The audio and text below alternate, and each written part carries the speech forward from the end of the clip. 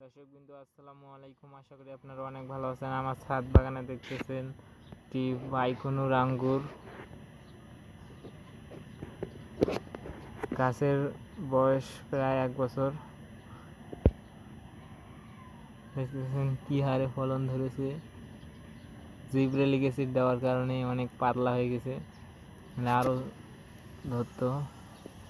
Seedless করার কারণে অনেক ছোট ছোট থোকা অনেক ঝরে গেছে। দেখতেছেন, আপনারাও ছাদে লাগাবেন। এই বাইকুনুর আঙ্গুর অনেক ফলনশীল। এদিকে আছে, এইদিকে আছে, এইদিকে আছে, অনেক থোকাই হয়েছে এই টুকরাটার মাচার মধ্যে। দেখতেছেন কি বড় বড় থোকা, কি হারে যাচ্ছে। আপনারাও ছাদে এই বাইকুনুর আঙ্গুর লাগাবেন। এইদিকে আছে, দেখতেছেন কি থোকা, এইদিকে আছে, অনেকগুলো ধরেছে।